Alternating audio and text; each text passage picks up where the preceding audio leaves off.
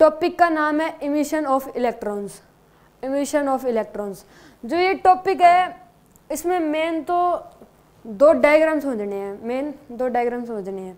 एक तो डायग्राम एक तो ये वाला, एक तो ये समझना है पूरे प्रॉपर तरीके से, अच्छे तरीके से, ठीक है।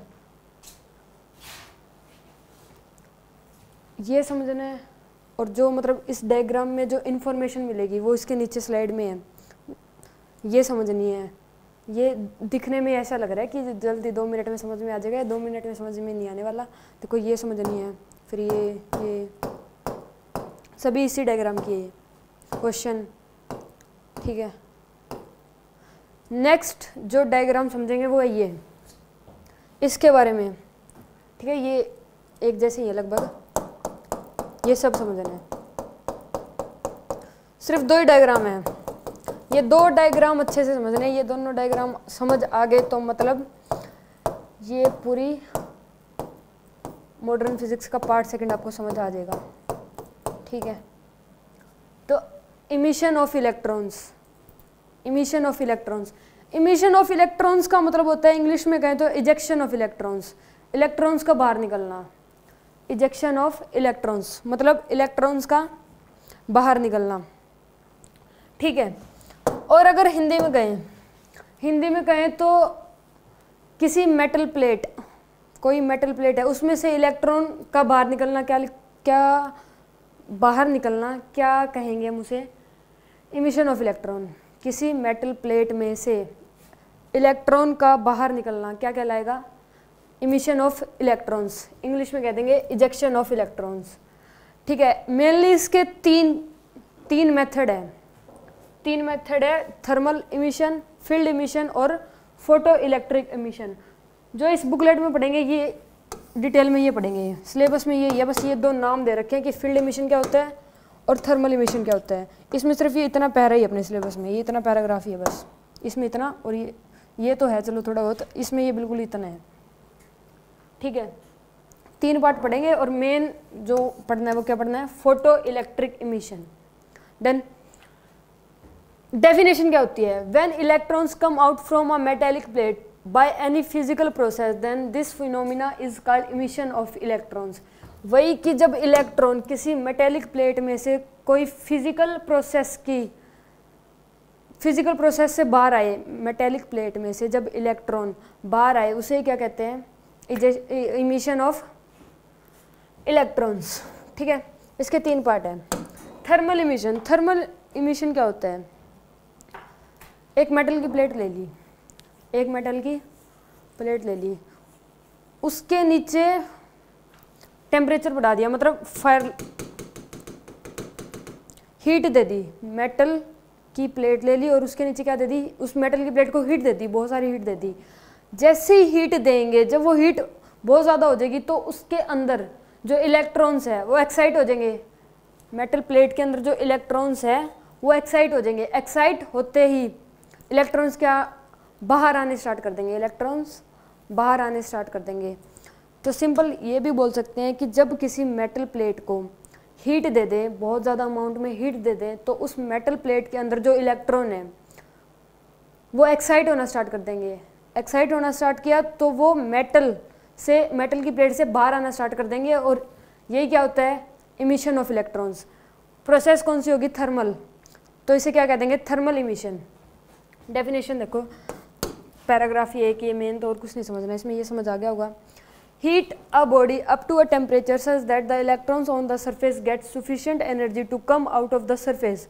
When the electrons come out from the body due to heating, then these electrons are called thermal electrons. जो इलेक्ट्रॉन्स बाहर आएंगे, हीट देने से जो इलेक्ट्रॉन्स बाहर आएंगे, उन इलेक्ट्रॉन्स को क्या बोलेंगे? Thermal electrons. बस थर्मल इमिशन के बारे में ये इतना ही था सिलेबस में, ठीक है। ये इतना ही पढ़ना है, ये समझ आ गया होगा। Then second, field emission. Field emission क्या होता है? ये एक मेटेलिक की प्लेट है, ठीक है, ये दूसरी है, 2 मेटल की प्लेट ले ली। इस पे तो है -Q का चार्ज और इस पे क्या है? +Q का चार्ज। -Q का चार्ज, +Q का चार्ज, और ये बीच में क्या दिख रहा है? Electric field. बीच में क्या दिख रहा है? Electric field. तो ये माइनस वाले जो माइनस चार्ज है वो इस तरफ आ जाएंगे, सारे इस तरफ आ गए, और प्लस वाले इस तरफ आ जाएंगे। ये इस तरफ क्यों आ जाएंगे पता है? चलो सुनो कि माइनस वाले चार्ज इस तरफ क्यों आएंगे। ये यहाँ पे क्या है, ये एक इलेक्ट्रिक फील्ड है, जो ये वाइट वाइट दिख रहा है ये क्या है, एक इलेक्ट्रिक फील्ड है। इलेक्ट्रिक फील्ड है जो माइनस का जो चार्ज होता है उस पर जो इलेक्ट्रिक फोर्स लगता है वो इलेक्ट्रिक फील्ड के अपोजिट में लगता है।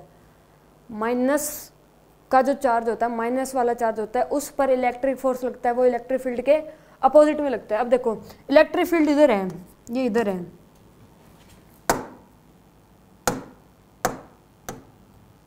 इलेक्ट्रिक फील्ड किधर है, इधर है। तो इस पर चार्ज किस साइड लगेगा, इस तरफ लगेगा ना, तो ये सारे इधर आ जाएंगे। ठीक है, इधर आ गए। और जो प्लस चार्ज होता है उस पर जो इलेक्ट्रिक फोर्स लगता है वो इलेक्ट्रिक फील्ड की डायरेक्शन में लगता है, सेम डायरेक्शन में लगेगा। तो ये वाले चार्ज किधर आ जाएंगे, इधर आ जाएंगे, ये सेम डायरेक्शन में जाएंगे, इलेक्ट्रिक फील्ड की सेम डायरेक्शन में जाएंगे। ठीक है, ये अपोजिट में जाते हैं और ये माइनस वाले अपोजिट में जाते हैं, प्लस वाले सेम डायरेक्शन में जाते हैं इलेक्ट्रिक फील्ड की। ठीक है, तो अब देखो अब क्या करेंगे हम, इधर से तो माइनस क्यू बढ़ा दिया, माइनस क्यू का चार्ज इंक्रीज कर दिया, ये भी इंक्रीज कर दिया। ठीक है, ये इंक्रीज कर दिया, इधर से प्लस वाला इंक्रीज कर दिया, दोनों इंक्रीज कर दिए दोनों तरफ से चार्ज। तो क्या होगा, इलेक्ट्रिक फील्ड बढ़ जाएगा। चार्ज अगर बढ़ा दिया तो इलेक्ट्रिक फील्ड बढ़ जाएगा, इतना समझ आ रहा है? ठीक है, इलेक्ट्रिक फील्ड बढ़ जाएगा तो जो इलेक्ट्रॉन होंगे इन पे फोर्स भी तो ज़्यादा लगेगा, अपोजिट में फोर्स ज़्यादा लगेगा, इन इलेक्ट्रॉन्स पर फोर्स ज़्यादा लगेगा। फोर्स ज़्यादा लगेगा तो इतना ज़्यादा लग जाएगा कि ये दुखी होकर परेशान होकर कि इतना ज़्यादा फोर्स लग रहा है, ये बाहर आ जाएंगे, इस सिस्टम से क्या आ जाएंगे, बाहर आ जाएंगे। बाहर आने के बाद तो क्या हो गया, एमिशन ऑफ इलेक्ट्रॉन हो गया। तो फील्ड एमिशन में इस प्रोसेस से इलेक्ट्रॉन्स बाहर आते हैं। जब दोनों तरफ का चार्ज बढ़ जाएगा तो इलेक्ट्रिक फील्ड भी बढ़ जाएगा। इलेक्ट्रिक फील्ड बढ़ गया तो इलेक्ट्रॉन्स पर जो इलेक्ट्रिक फोर्स लगता है वो भी बढ़ जाएगा, वो इतना ज़्यादा बढ़ जाएगा कि ये जो इलेक्ट्रॉन्स हैं इस सिस्टम से बाहर आ जाएंगे, इलेक्ट्रॉन्स बाहर आ जाएंगे। यहाँ पर क्या हो गया, एमिशन ऑफ इलेक्ट्रॉन्स हो गया। समझ गए फील्ड एमिशन? ये देखो, apply a very high electric field such that the electrons on the surface get sufficient energy to come out from the surface. वही कि इलेक्ट्रिक फील्ड को हाई करो जिससे इलेक्ट्रॉन्स है कम आउट फ्रॉम द सरफेस, वो surface से बाहर आ जाएंगे। समझ आ गया? Third, photo electric emission. ये नाम से पता चल रहा है कि फोटोन डालेंगे। जब मेटल की प्लेट में फोटोन डालेंगे, मेटल की प्लेट्स पे फोटोन डालेंगे तो इसकी वजह से इलेक्ट्रॉन्स बाहर आएंगे। ये तो पूरा डिटेल में पढ़ना ही है, ये तो पूरा डिटेल में पढ़ना ही है। बस इस स्लाइड में यही था, ये सारी इन्फॉर्मेशन थी, ये डिटेल में आगे पढ़ेंगे ही। ठीक है, ये डिटेल में पढ़ेंगे। और ये तो बस इतने ही थे सिलेबस में, ये दो, ये तो है शायद थोड़ा। ठीक है, फोटो इलेक्ट्रिक इमिशन पढ़ते हैं।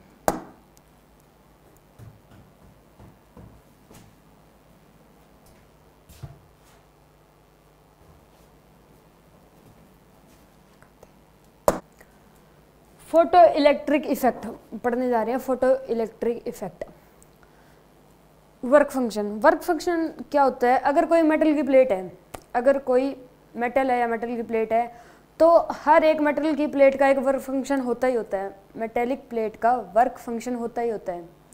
डन। वर्क फंक्शन होता क्या है? मिनिमम एनर्जी, कितनी एनर्जी दें, या फिर मिनिमम एनर्जी जिससे इलेक्ट्रॉन्स मेटल की प्लेट में से बाहर आ जाए। कितनी कम से कम एनर्जी दें कि जो इलेक्ट्रॉन्स है वो मेटल की प्लेट में से बाहर आ जाए। अब जैसे देखो, ये फोटोन है, इनकी एनर्जी कितनी है? रुको, ये एक मेटेलिक प्लेट है,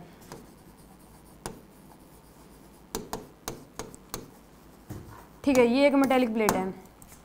इस जो मेटेलिक प्लेट की जो वर्क फंक्शन है वो कितना है? 4 eV का है, 4 eV। तो इसका कितना है वर्क फंक्शन 4 eV। तो जो फोटोन की एनर्जी होगी वो 4 eV होगी, तभी ये इलेक्ट्रॉन्स इस प्लेट में से बाहर आएंगे। जब फोटोन की एनर्जी 4 eV या 4 eV से ज़्यादा होगी तभी ये इलेक्ट्रॉन्स, फोटोन की एनर्जी 4 eV है तो ये इलेक्ट्रॉन्स एनर्जी को लेगा और लेके बाहर आ जाएगा। ठीक है, इनकी अगर 4 eV एनर्जी दे दी तो ये इलेक्ट्रॉन 4 eV एनर्जी को लेगा और लेके बाहर आ जाएगा, इमिशन ऑफ इलेक्ट्रॉन हो जाएगा इस केस में। डन। और देखो अगर मान लो अगर 4 मतलब मिनिमम तो इतनी तो देनी पड़ेगी 4 eV, क्योंकि इसकी जो इसका वर्क फंक्शन है वो 4 eV का है। इस मेटेलिक प्लेट का जो वर्क फंक्शन है वो 4 eV का है, तो इतनी तो एनर्जी देनी पड़ेगी। अगर इससे ज़्यादा दे दी, अगर 4 eV से ज़्यादा दे दी तो जितनी ये लेगा, जितनी इसे चाहिए वो इतनी लेके बाहर आ जाएगा, और जो बाकी बच जाएगी वो इसकी काइनेटिक एनर्जी में कन्वर्ट हो जाएगी। ठीक है, जैसे 8 की दे दी, फोटोन के पास 8 eV की एनर्जी है और इसका वर्क फंक्शन कितना है 4 eV का, तो ये 4 eV की लेगा, 4 eV की लेके बाहर आ जाएगा इलेक्ट्रॉन, और बाकी जो बच जाएगी 4 eV वो इसकी काइनेटिक एनर्जी में कन्वर्ट हो जाएगी। ठीक है, वर्क फंक्शन पता चल गया। इसकी डेफिनेशन क्या है? Minimum energy of a photon, photon की minimum energy which is required to remove an electron from metal plate. Photon की मिनिमम एनर्जी जो रिक्वायर्ड हो किसी इलेक्ट्रॉन को मेटल प्लेट में से बाहर निकालने के लिए, तो वही क्या होता है उस मेटल प्लेट का वर्क फंक्शन। ठीक है, वर्क फंक्शन समझ आ गया होगा। Done. Next,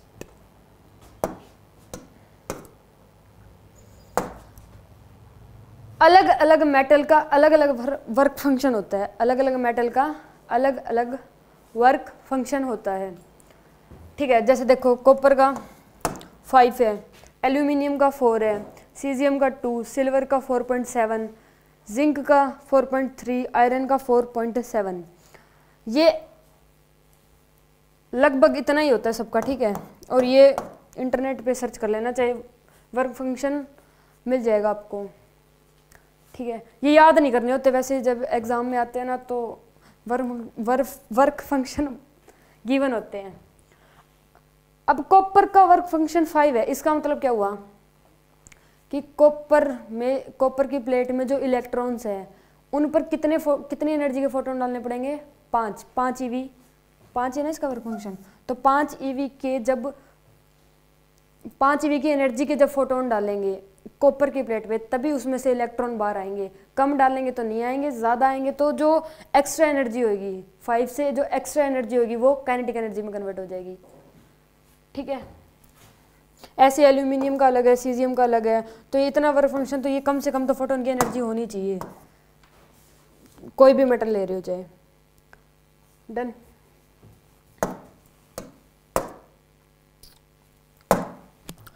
photo electric effect क्या होता है?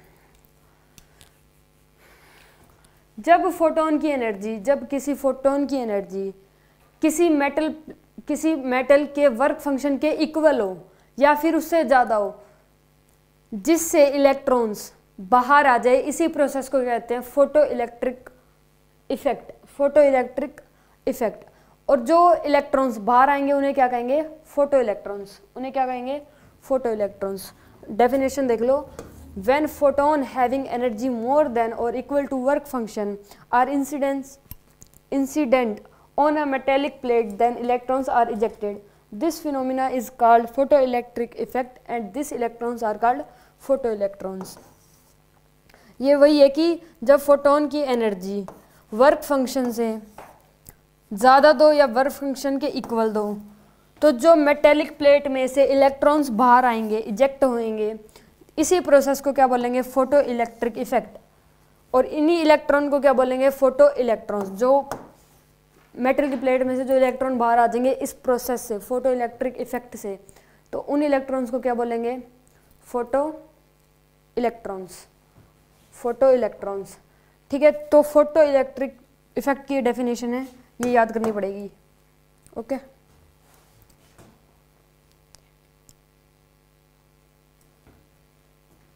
फोटो इलेक्ट्रिक इक्वेशन, एक इक्वेशन दी गई जिससे क्वेश्चन सॉल्व होंगे। क्वेश्चन तो फॉर्मूले से होंगे, थ्योरी से तो नहीं आएंगे, वो समझने के लिए होती है। Photo electric equation. इक्वेशन क्या थी? EP equal to W plus kinetic energy max. EP यहाँ पे क्या है? Energy of photon. डब्ल्यू क्या? Work function of metallic plate. और के ई तो maximum kinetic energy of ejected electrons. इसमें क्वेश्चन पता है कैसे आएंगे कि मान लो ये दो चीज़ दे दी, ये पूछ ली, या फिर ये दोनों चीज़ दे दी, ये पूछ ली, मतलब तीनों में से दो चीज़ तो गिवन होगी, एक फाइंड कर सकते हो ये फॉर्मूला लगा के। समझ गए? जैसे देखो ये फोटोन है, इसकी एनर्जी है 10 EV की। कितनी एनर्जी है? 10 EV की। जो ये मेटल की प्लेट है इसका वर्क फंक्शन है 4 EV का। वर्क फंक्शन कितना है? 4 EV का। तो ये इलेक्ट्रॉन्स 4 EV को लेकर बाहर तो आ जाएंगे, लेकिन साथ में क्या आएगी? बची हुई एनर्जी है फोटोन की, वो काइनेटिक एनर्जी में चेंज हो जाएगी, इन इलेक्ट्रॉन्स की काइनेटिक एनर्जी में कन्वर्ट हो जाएगी। 10 EV का फोटोन के पास 10 EV की एनर्जी है। इसको कितनी चाहिए? 4 EV। बाहर निकलने के लिए इलेक्ट्रॉन्स को मेटल की प्लेट में से बाहर निकलने के लिए कितनी एनर्जी चाहिए? 4 EV। तो ये 4 EV तो यहाँ पे कंज्यूम होएगी, 4 EV कंज्यूम होगी, बाकी जो बच गई वो इलेक्ट्रॉन्स की काइनेटिक एनर्जी में कन्वर्ट हो जाएगी। और जो ये दोनों होंगे kinetic energy plus work function, इसके बराबर होगी। इन दोनों का सम फोटोन की एनर्जी के बराबर होगा। यही इस इक्वेशन में बता रखा है कि जो फोटोन की एनर्जी है वो work function plus kinetic energy of ejected electrons के इक्वल होगी। ठीक है, तो इस इक्वेशन से क्वेश्चन सॉल्व होंगे। ओके, 3 क्वेश्चन है उसी पे ही, फोटो इलेक्ट्रिक इक्वेशन पर। देखो 3 क्वेश्चन क्या है। फोटोन की जो एनर्जी है वो दे रखी है 10 EV। वर्क फंक्शन कितना दे रखा है? 6 EV। काइनेटिक एनर्जी बतानी है। वैसे तो सीधा पता ही चल रहा है कि 4 EV आएगी, आंसर 4 EV है। अगर ये ऐसे ना समझ आए तो वो लगा लो इक्वेशन। EP कितना है? 10, 6।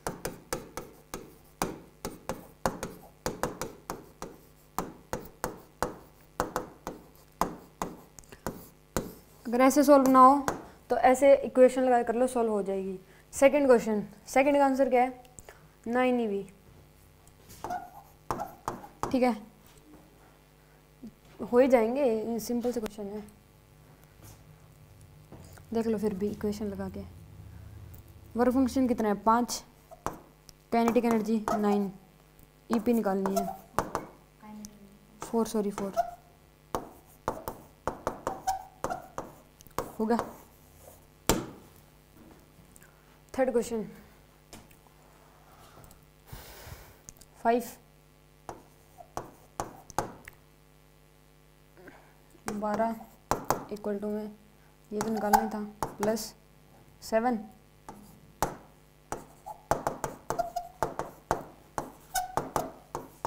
पाँच। तो इस टाइप के क्वेश्चन है, इजीली हो जाएंगे। वैसे तो देखते ही पता चल रहा है कि आंसर क्या आएगा, बाकी इक्वेशन लगा के भी सॉल्व कर सकते हो। डन। ऐसे क्वेश्चन में इक्वेशन लगेगी, 2 चीज़ पूछ रखी है, एक बतानी है। Okay. Threshold frequency. Threshold frequency क्या होती है? फोटोन की, किसी भी फोटोन की जो मिनिमम फ्रीक्वेंसी, फोटोन की मिनिमम फ्रीक्वेंसी जिससे जो मेटल के अंदर इलेक्ट्रॉन्स है वो बाहर आ जाए। फोटोन की मिनिमम फ्रीक्वेंसी जिससे इलेक्ट्रॉन्स मेटल की प्लेट में से बाहर आ जाए, उसे क्या कहते हैं? Threshold frequency. उसे क्या कहेंगे? Threshold frequency. देखो definition, the minimum frequency of incident photon from which electrons will out from the surface of metal is called threshold frequency. ठीक है, देखो अगर फोटोन की एनर्जी ज़्यादा होगी तो उसकी फ्रीक्वेंसी भी ज़्यादा होगी। फोटोन की एनर्जी अगर ज़्यादा है तो उसकी थ्रेशहोल्ड फ्रीक्वेंसी ज़्यादा होगी। ठीक है, अब देखो ये फॉर्मूला ये होता है कि E equal to H mu. अगर E क्या है यहाँ पे? फोटोन की एनर्जी, अगर इसको वर्क फंक्शन के इक्वल कर दें, अगर इसको वर्क फंक्शन के इक्वल कर दें तो ई को क्या लिख सकते हैं, डब्ल्यू लिख सकते हैं। तो यहाँ से क्या आ जाएगा एच म्यू। तो यहाँ पे ये जो म्यू है थ्रेश होल्ड फ्रीक्वेंसी, ये किसके इक्वल आ जाएगी, डब्ल्यू बाई एच। ठीक है, देखो यहाँ भी दे रखा है कि to find frequency of photon we use formula E equal to H mu. If जो एनर्जी है फोटोन की वो वर्क फंक्शन के इक्वल आ जाए तो हम ये लिख सकते हैं, और यहाँ से फॉर्मूला आ जाएगा कि जो थ्रेश होल्ड फ्रीक्वेंसी है वो किसके इक्वल है, W by H, W by H के इक्वल है। ठीक है, तो ये क्या थी थ्रेश होल्ड फ्रीक्वेंसी। इसमें ये बात याद रखना कि अगर फोटोन की एनर्जी, अगर फोटोन की एनर्जी ज़्यादा है, एनर्जी फोटोन की ज़्यादा है तो उसकी फ्रीक्वेंसी, थ्रेश होल्ड फ्रीक्वेंसी भी ज़्यादा होएगी। ठीक है, फोटोन की एनर्जी ज़्यादा है तो थ्रेश होल्ड फ्रीक्वेंसी भी ज़्यादा। यहाँ पे जो एच होता है ये क्या होता है,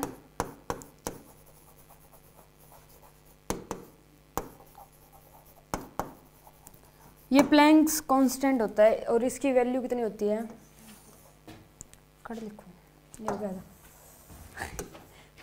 6.6 into 10 raise to power minus 34 EV। ये प्लैंक्स कांस्टेंट होता है और इसकी वैल्यू ये होती है h। ठीक है,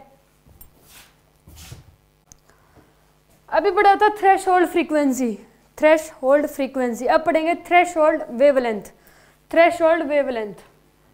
ठीक है, थ्रेश होल्ड वेवलेंथ होती है वो क्या होती है कि फोटोन की मैक्सिमम वेवलेंथ, किसी भी फोटोन की मैक्सिमम वेवलेंथ। फ्रीक्वेंसी में क्या पढ़ा था कि मिनिमम फ्रीक्वेंसी फोटोन की, इसमें क्या पढ़ेंगे मैक्सिमम वेवलेंथ फोटोन की, कि किसी भी फोटोन की मैक्सिमम वेवलेंथ जिससे इलेक्ट्रॉन बाहर आ जाए मेटल के सरफेस से, उसे ही क्या कहेंगे थ्रेशोल्ड वेवलेंथ। किसी भी फोटोन की मैक्सिमम वेवलेंथ जिसकी वजह से इलेक्ट्रॉन्स मेटल की प्लेट में से बाहर आ जाए, उसे क्या कहेंगे थ्रेशोल्ड वेवलेंथ। ठीक है, अब यहाँ से देखो ई, इसमें रिलेशन क्या होता है, E equal to S C by lambda. Chemistry में पढ़ा हुआ है ये, केमिस्ट्री में याद है, चलो केमिस्ट्री थोड़ी बहुत। E को हम अगर वर्क फंक्शन के इक्वल कर दें, अगर E को वर्क फंक्शन, E क्या है यहाँ पे energy of photon, energy of photon को वर्क फंक्शन के इक्वल करते हैं तो E की जगह लिख सकते हैं W equal to S C by lambda. तो यहाँ से लेमडा की वैल्यू क्या आ जाएगी, क्या कर रखा है ये, लेमडा की वैल्यू आ जाएगी एस सी बाय डब्ल्यू। ये ऐसे ही लिख रखा है जो ये नीचे दिख रहे हो। ठीक है, थ्रेशोल्ड वेवलेंथ है ना ये, थ्रेशोल्ड मतलब वही बात होगी। ठीक है, तो ये यहाँ से आया ये देखो, to find wavelength of photon we use formula, formula क्या होता है equal to H C by lambda. E अगर वर्क फंक्शन के इक्वल है तो यहाँ से फॉर्मूला बन जाएगा lambda equal to H C by W. एक इसमें जो इम्पोर्टेंट बात थी वो ये थी कि अगर फोटोन की वेवलेंथ, अगर फोटोन की वेवलेंथ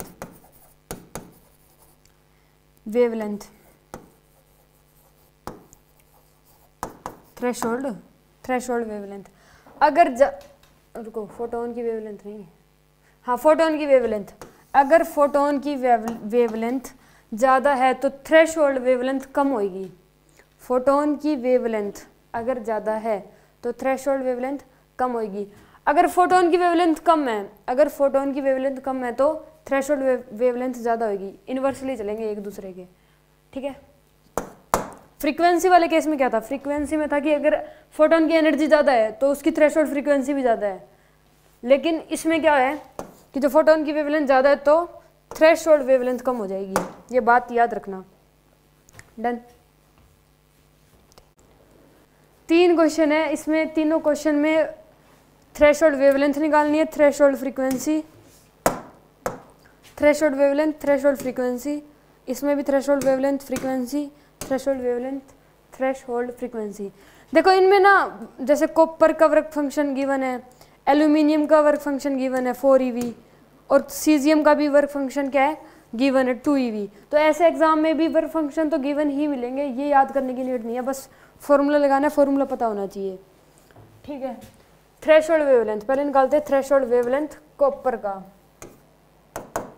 5eV, ये कॉपर है, सिंबल नहीं है, सी होता है कॉपर का तो। ठीक है, wavelength, threshold wavelength Sc/W। H यहाँ पे प्लैंक्स कांस्टेंट, जिसकी वैल्यू कितनी थी 6.6 × 10⁻⁻34। C है स्पीड ऑफ लाइट। W क्या है यहाँ पे, वर्क फंक्शन। कॉपर का वर्क फंक्शन कितना रखा है 5eV।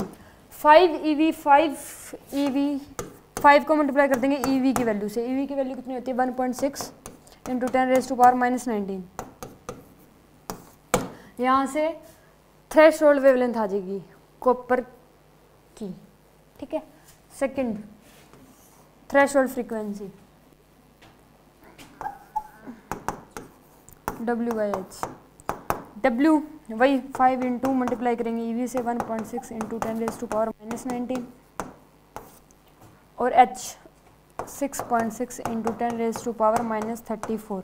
यहाँ से क्या आ जाएगी थ्रेशोल्ड फ्रीक्वेंसी। ठीक है, फर्स्ट क्वेश्चन समझ आ गया।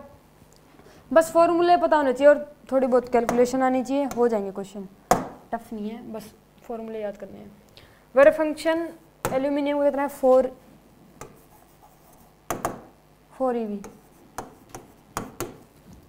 ठीक है, थ्रेशोल्ड वेवलेंथ निकालते हैं, वही Sc/W।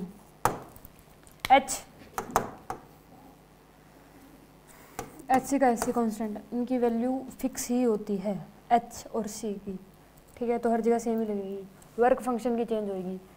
4 × 1.6 × 10⁻⁻19। यहाँ से सॉल्व करोगे तो आंसर आ जाएगा। स्पीड ऑफ लाइट कितनी होती है 3 × 10⁸ मीटर पर सेकेंड। 8 है ये, 8 मीटर पर सेकेंड। ठीक है, तो यहाँ से सॉल्व करोगे, यहाँ से क्या आ जाएगी थ्रेशोल्ड वेवलेंथ आ जाएगी एल्यूमिनियम की। Threshold frequency mu equal to W/H। W 4 × 1.6 × 10⁻⁻19 और H वही 6.6 × 10⁻⁻34। यहाँ से सॉल्व करोगे तो एल्यूमिनियम की थ्रेशोल्ड फ्रीक्वेंसी भी पता चल जाएगी। Then question number 6।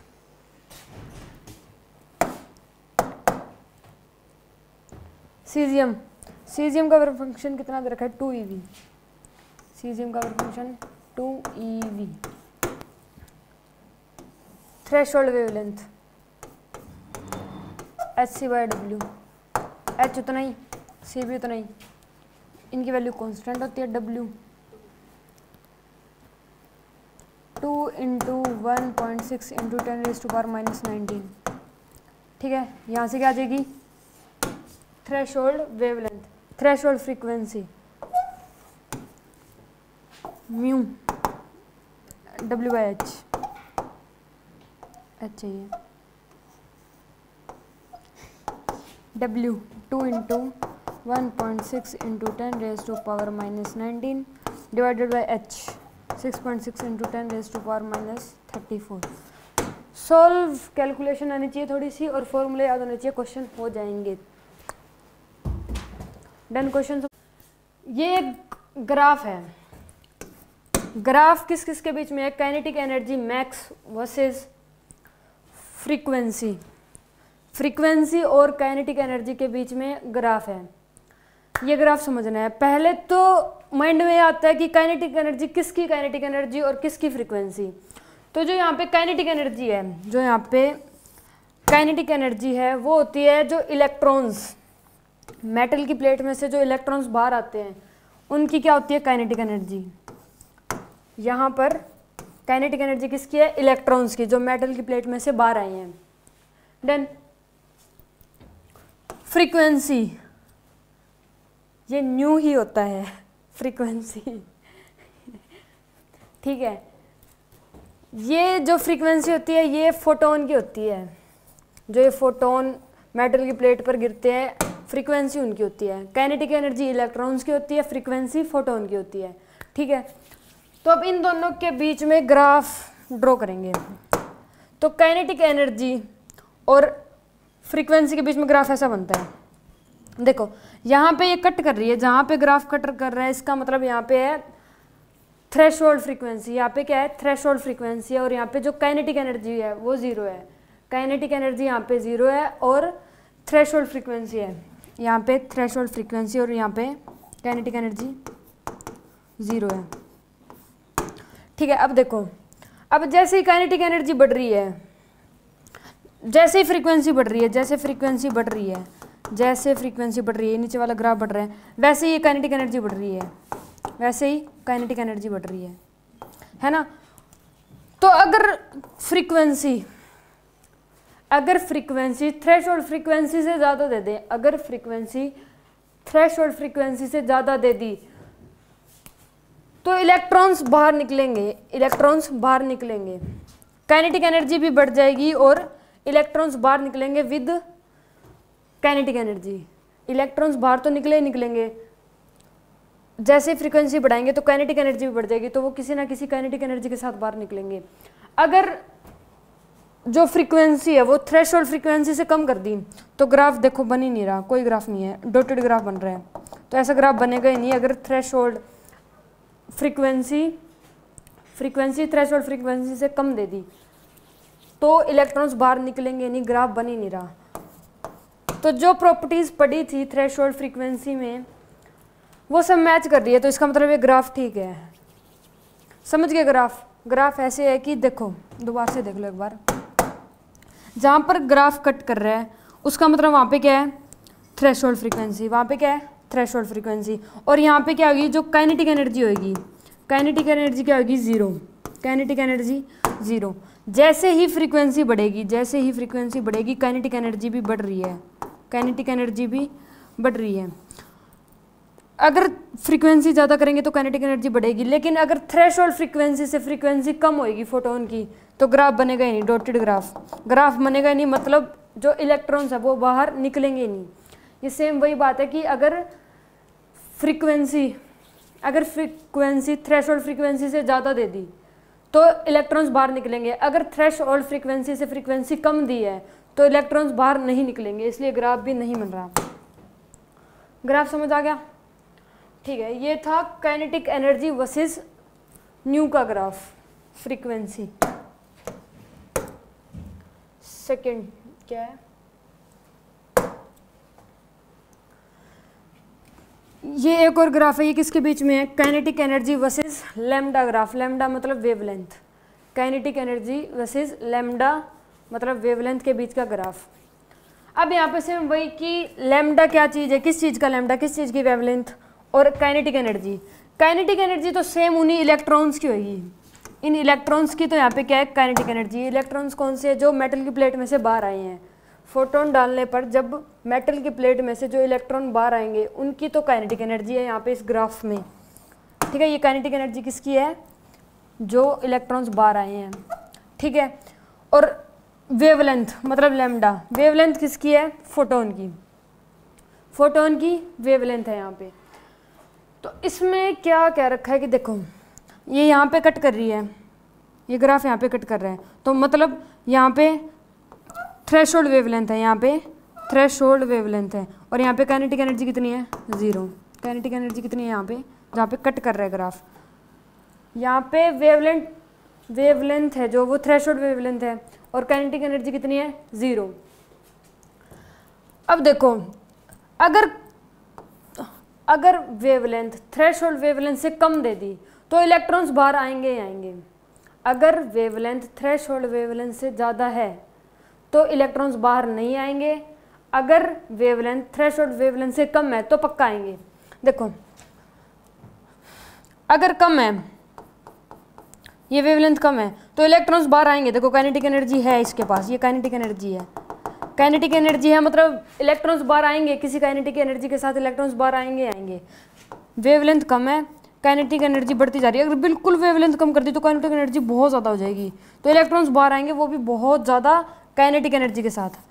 तो वेवलेंथ के ये इन्वर्सली भी बोल सकते हैं, ठीक है। काइनेटिक एनर्जी क्या है, वेवलेंथ के इन्वर्सली। अगर वेवलेंथ कम होगी तो काइनेटिक एनर्जी ज़्यादा होगी, अगर वेवलेंथ सबसे ज़्यादा है तो देखो इलेक्ट्रॉन्स बाहर ही नहीं आएंगे। जैसे जैसे वेवलेंथ बढ़ा रहे हैं, जैसे जैसे वेवलेंथ बढ़ रही है, ग्राफ डॉटेड होता जा रहा है, ग्राफ डॉटेड होता जा रहा है, मतलब इलेक्ट्रॉन्स बाहर नहीं आएंगे। अगर वेवलेंथ बढ़ा दी, अगर वेवलेंथ बहुत ज़्यादा कर दी फोटोन की थ्रेशोल्ड वेवलेंथ से, तो इलेक्ट्रॉन्स बाहर ही नहीं आएंगे, तो इलेक्ट्रॉन्स बाहर ही नहीं आएंगे।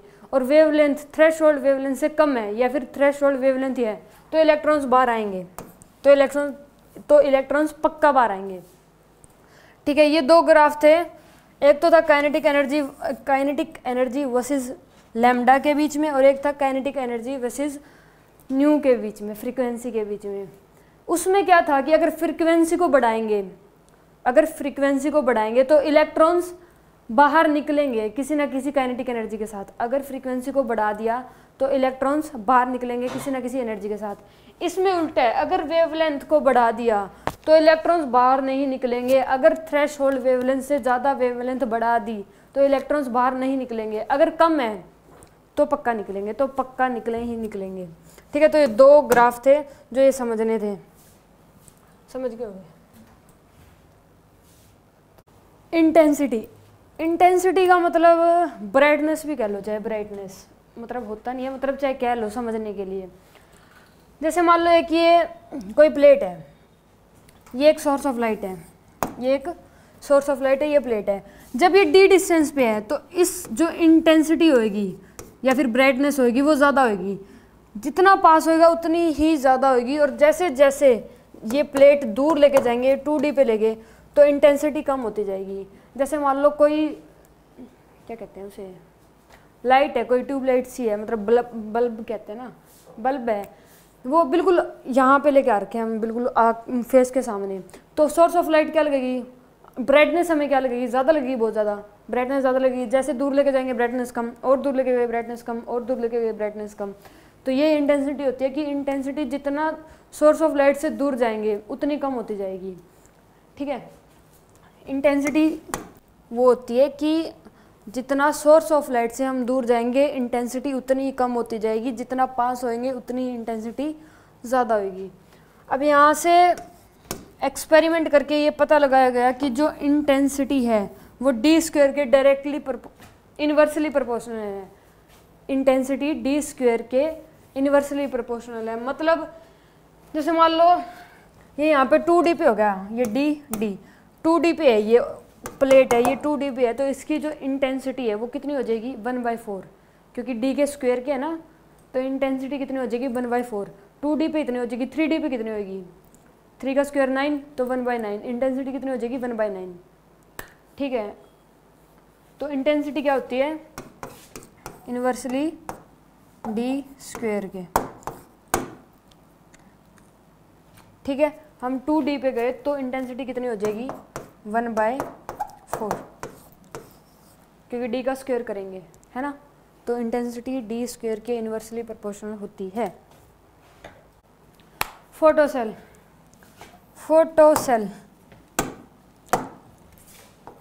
क्या होते हैं, फोटोसेल एक सर्किट ही होता है। फोटोसेल एक सर्किट ही होता है जो ये दिख रहा है, ऐसा सर्किट ही होता है। इस सर्किट में क्या होता है, parallel plate capacitor and a battery.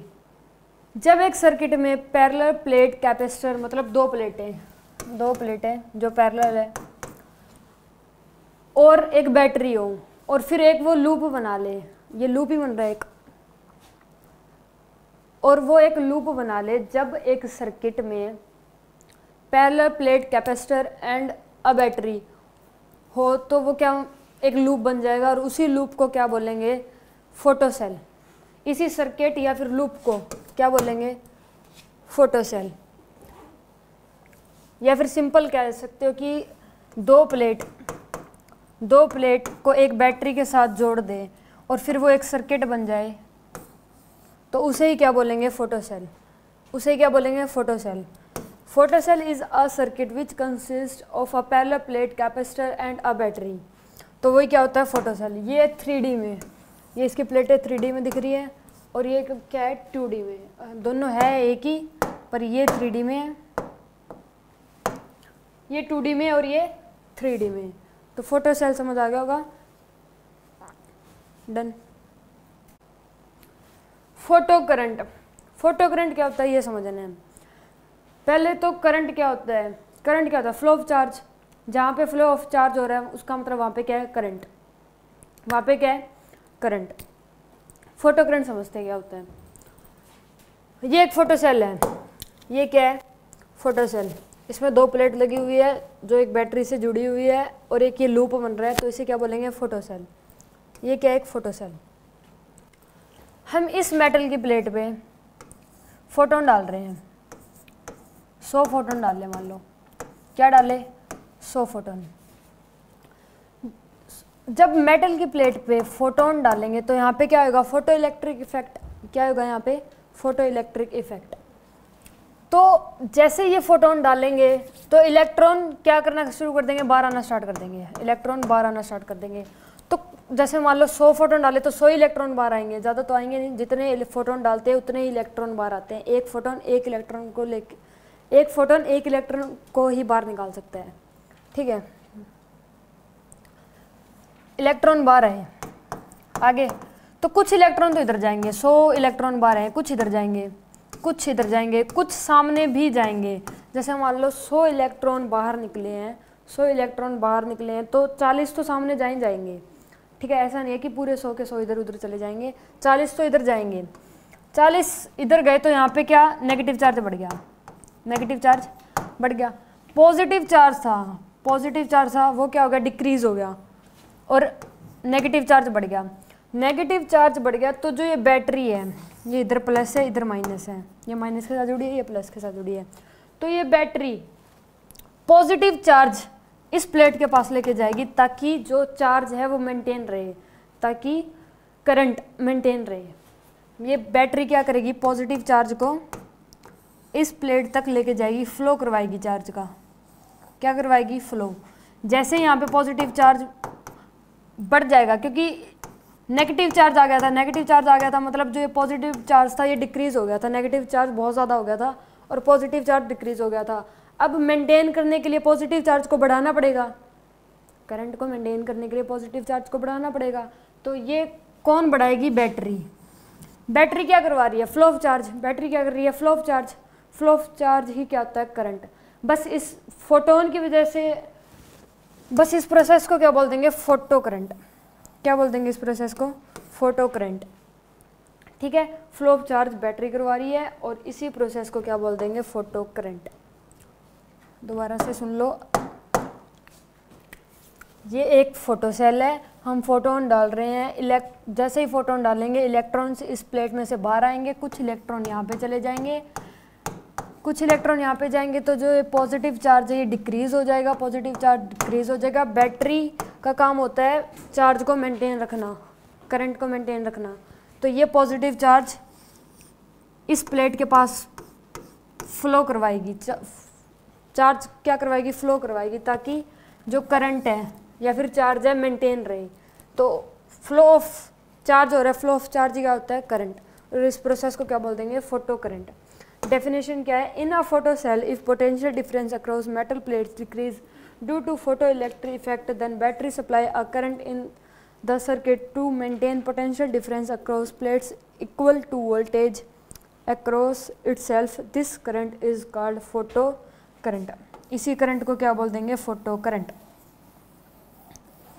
ठीक है। जो फ्लो ऑफ चार्ज होगा, जो करंट बनेगा, उसी करंट को क्या बोल दिया, फोटो करंट। डन। एक ये है कि अगर बैटरी की वोल्टेज बढ़ा दी, अगर बैटरी की वोल्टेज बढ़ा दी, इंक्रीज कर दी, तो उसमें उस फोटो सेल में उस फोटो सेल में फोटो करंट भी इंक्रीज हो जाएगा। अगर बैटरी की वोल्टेज बढ़ा दी तो फोटो करंट भी बढ़ जाएगा। अब वो बढ़ेगा कैसे, पहले तो ये बात याद कर लो कि अगर किसी बैटरी की वोल्टेज अगर इंक्रीज कर दी, when voltage of battery is increase then photo current in circuit increase. अगर किसी बैटरी की वोल्टेज को बढ़ा दिया तो फोटो करंट उस सर्किट में भी क्या होगा, बढ़ जाएगा। ठीक है, पहले ये बात याद कर लो। अब क्वेश्चन ये है कि क्यों बढ़ जाएगा, कैसे बढ़ेगा। अगर वोल्टेज बैटरी की बढ़ गई तो फोटो करंट कैसे बढ़ेगा, मुद्दा इस बात का है। अब देखो ये क्या है, प्लस, इधर क्या है माइनस, ये प्लस इधर माइनस। अगर इसकी वोल्टेज बढ़ा दी, बैटरी की वोल्टेज क्या कर दी, इंक्रीज कर दी, तो जो ये चार्ज सप्लाई करेगी, जो ये चार्ज सप्लाई करती है, ये बहुत ज़्यादा करेगी। देखो ये प्लस का साइन इधर ज़्यादा कर देगी। यहाँ पे प्लस चार्ज क्या हो जाएगा, बहुत ज़्यादा हो जाएगा, इंक्रीज हो गया, और इधर नेगेटिव इंक्रीज हो गया। दोनों चार्ज इंक्रीज हो गए, ये दोनों चार्ज क्या हो गए, इंक्रीज हो गए। चार्ज इंक्रीज हो गए तो इसका मतलब इनके बीच में जो इलेक्ट्रिक फील्ड है वो भी बहुत ज़्यादा बढ़ जाएगा। अगर ये दोनों चार्ज अगर बढ़ा दें, इंक्रीज कर दें, पॉजिटिव नेगेटिव दोनों, तो इनके बीच इलेक्ट्रिक फील्ड है वो भी क्या हो जाएगा, बढ़ जाएगा। इलेक्ट्रिक फील्ड बढ़ जाएगा तो जो इलेक्ट्रॉन्स इधर जाएंगे, उन पर फोर्स भी ज़्यादा लगेगा। वो ज़्यादा स्पीड से इधर आ रहे हैं, तो स्पीडली क्या हो रहा है, जो ये पॉजिटिव चार्ज है, ये स्पीडली डिक्रीज हो रहा है, क्योंकि इलेक्ट्रॉन्स बहुत ज़्यादा जल्दी इधर आ रहे हैं। तो प्लस वाला जो प्लस चार्ज है वो क्या हो रहा है, डिक्रीज हो रहा है, बहुत स्पीडली डिक्रीज हो रहा है। और बैटरी को क्या करना है, मेंटेन करना है करंट, मेंटेन। तो बैटरी क्या करेगी, जो पॉजिटिव चार्ज है ये भी स्पीडली भेजेगी। अगर स्पीडली भेजेगी तो फ्लो ऑफ चार्ज बढ़ गया, तो इसका मतलब करंट भी बढ़ गया, और उस करंट को क्या बोला था, फोटो करंट। तो इसका मतलब जब फ्लो ऑफ चार्ज बढ़ जाएगा तो फोटो ऑफ करंट भी बढ़ जाएगा। पता चल गया कैसे, कि वोल्टेज बढ़ाने से बैटरी की वोल्टेज बढ़ाने से फोटो करंट कैसे बढ़ेगा। बस यही है कि ये फ्लो ऑफ चार्ज ज़्यादा स्पीड से होने लगेंगे तो करंट भी बढ़ जाएगा। ठीक है,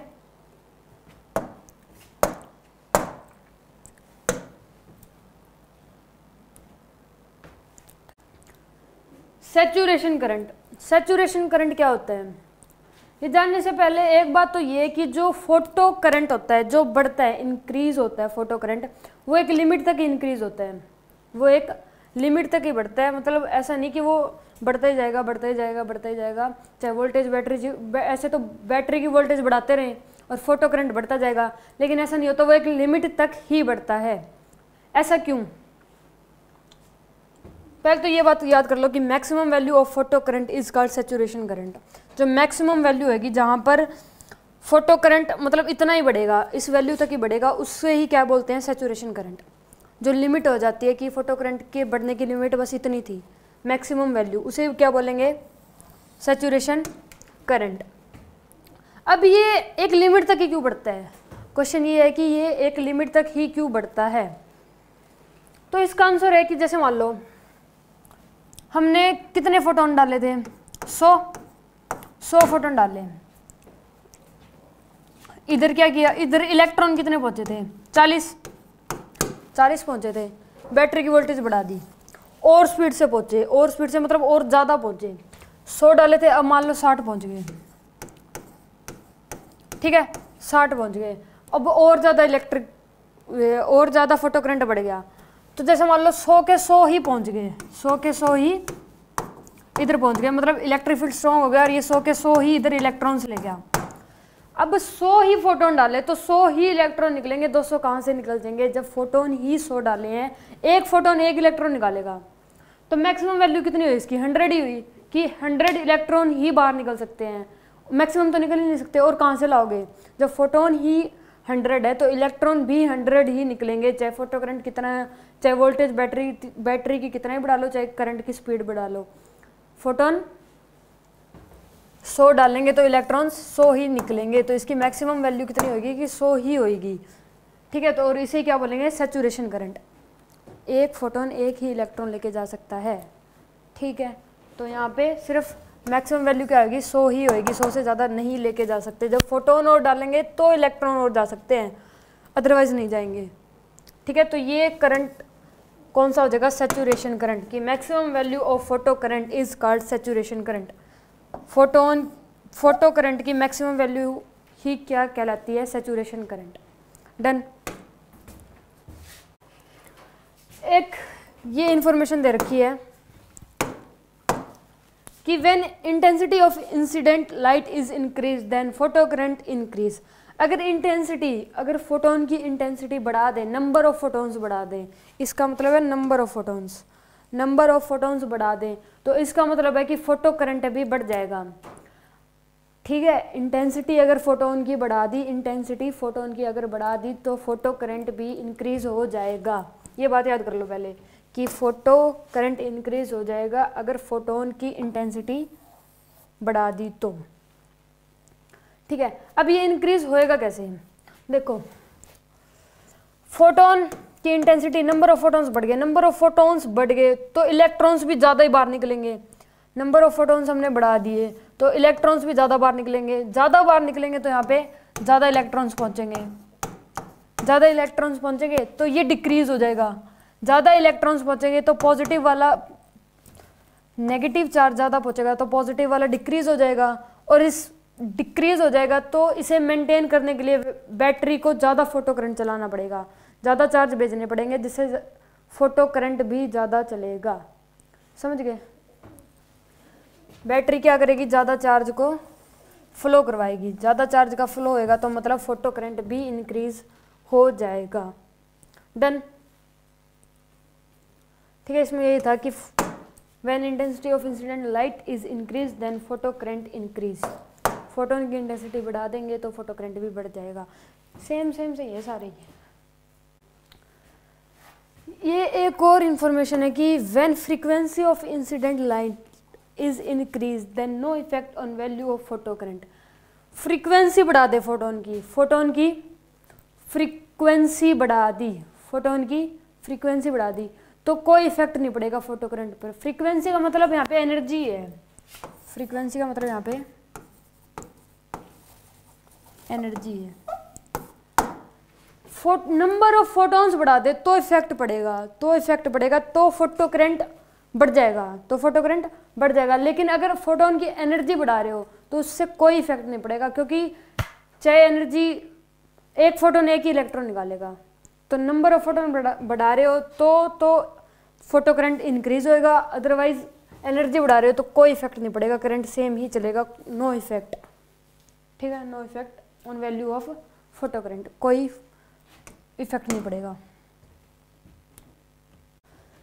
लीकेज करंट क्या होता है? ठीक है, लीकेज करंट का मतलब होता है कि अगर एक सर्किट है जिसमें सिर्फ दो मेटल की प्लेट है, जिसमें सिर्फ ये दो मेटल की प्लेट है, एक ये वाली और एक ये वाली, तो भी उस सर्किट में करंट फ्लो करेगा। एक ये प्लेट है मेटल की और एक ये है, और एक ये क्या बन गया? सर्किट बन गया। तो इस सर्किट में से भी करंट फ्लो करेगा। बैटरी नहीं है इसमें, लेकिन फिर भी करंट फ्लो करेगा। कैसे करेगा? देखो, फोटॉन्स डाले मेटल की प्लेट पे, क्या डाले? फोटॉन डाले तो इसमें से क्या निकलेंगे? इलेक्ट्रॉन्स निकले। इलेक्ट्रॉन्स यहाँ तक पहुँचेंगे, यहाँ पे क्या आ जाएगा? माइनस साइन, क्योंकि इलेक्ट्रॉन्स जा रहे हैं, और यहाँ पे क्या हो जाएगा? प्लस, क्योंकि इलेक्ट्रॉन्स बाहर निकल चुके हैं और इसकी तरफ जा रहे हैं। अब इलेक्ट्रॉन्स यहाँ पे आ गए तो इलेक्ट्रॉन का जो फ्लो होगा वो ऐसे होएगा, इस डायरेक्शन में फ्लो करेंगे। इलेक्ट्रॉन्स फ्लो कर रहे हैं यहाँ से लेके यहाँ तक, इस डायरेक्शन में फ्लो कर रहे हैं। फ्लो ऑफ चार्ज क्या होता है? करंट। तो करंट तो इसमें फ्लो करेगा ही, चाहे कम करो लेकिन करेगा जरूर, क्योंकि चार्ज का क्या हो रहा है? फ्लो हो रहा है। फ्लो ऑफ चार्ज होता है current. Leakage current when voltage of battery in circuit is zero, मतलब वोल्टेज बैटरी की मतलब बैटरी है ही नहीं, जीरो कर दो या फिर बैटरी है ही नहीं। Then value of photo current in circuit is called leakage current. तो जो फोटो करंट की वैल्यू होगी उस सर्किट में उसे क्या बोलेंगे? Leakage current. और when we direct contact to plates by conducting wire then current in circuit is called leakage current. वही सेम बात की,